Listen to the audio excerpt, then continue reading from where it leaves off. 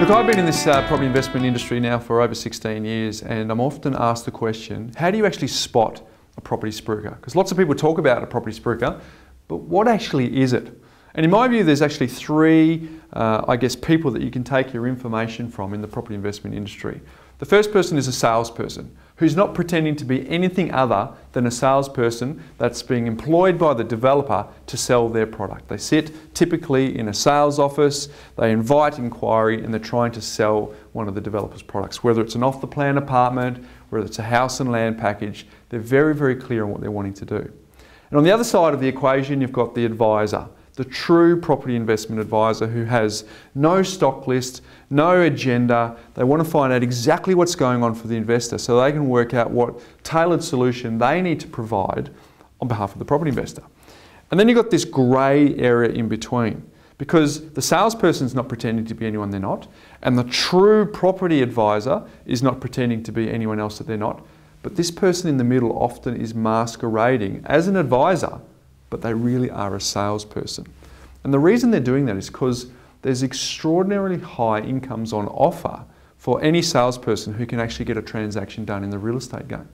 And so the challenge I have is not whether or not you buy it from one of these three people, but it's about masquerading as something that you're not. So property spruikers really prey on ignorance, fear and greed. That's their toolkit to try and entice you into buying one of the products that they're going to be paid very handsomely on if you facilitate, or if they facilitate a transaction.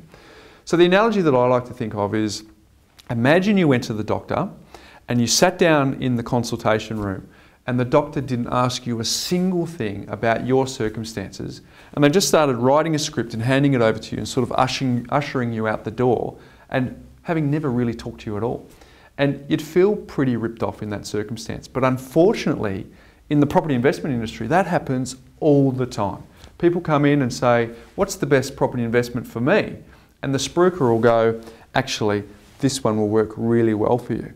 And for me, I'm thinking, you haven't asked them any questions about how old are they, how much income do they earn, what's their ability to repay the debt, are they fearful of debt or are they open to debt, how long until retirement, are you in the accumulation phase, are you close to pension phase? There's so many questions that you need to understand about a person before you even come close to recommending bricks and mortar.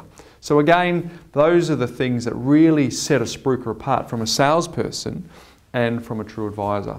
So some things or some signs that you can look out for to see if you are dealing with a spruiker is, the first one is they're recommending property that's being heavily marketed away from the local area. So for example, if there's a property that's being built in Melbourne, for example, and they're flying to Perth or Darwin or Brisbane, filling up a room trying to talk about those properties, you've got to kind of ask the question, if they're that good, why aren't the locals buying them? Why are you coming into state to actually sell these properties? So that's really the number one sign that I can recommend to spot a spruiker.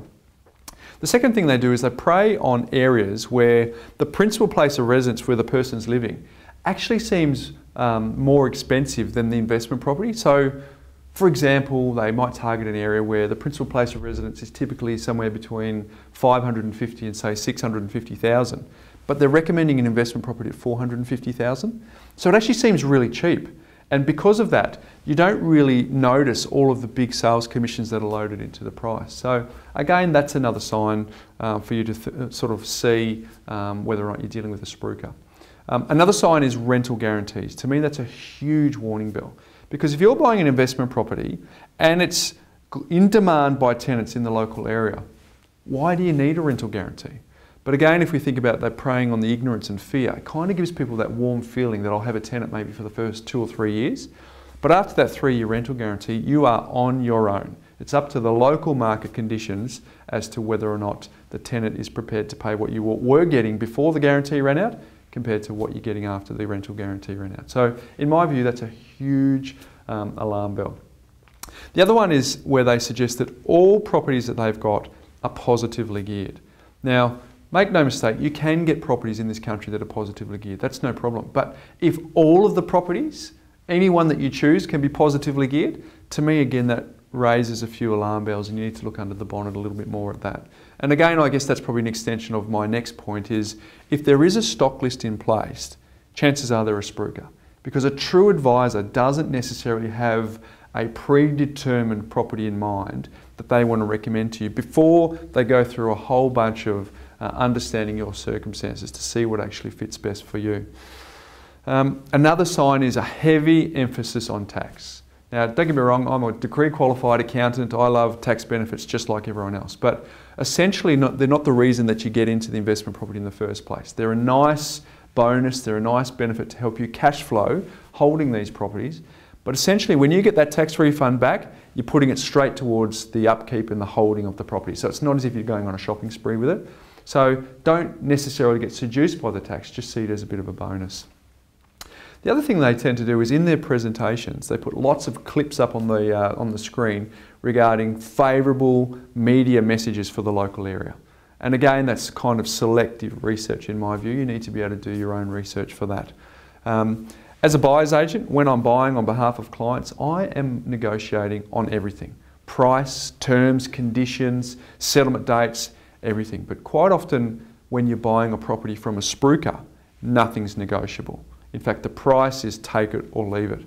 And I would say that's another sign to look out for as to whether or not you're dealing with a spruiker. Because typically speaking, in a free marketplace where you're chasing a willing buyer versus a willing seller, there should be some sort of settling to where real market value exists. Not just having a spreadsheet saying that's the price you should pay, no correspondence entered into. So I guess there's a few things to look out for as to whether or not you're dealing with a property spruiker. But ultimately, remember the one thing that's always true that's been told by your parents and your grandparents, that there's no such thing as a free lunch. So if you are getting free advice, you've got to ask yourself the question, why am I getting this free advice? What's in it for them? And is this actually in the best interests of me as a property investment advisor? Now, if you keep your eyes wide open for all of that stuff, chances are that you won't get stung buying an investment property from a spruiker.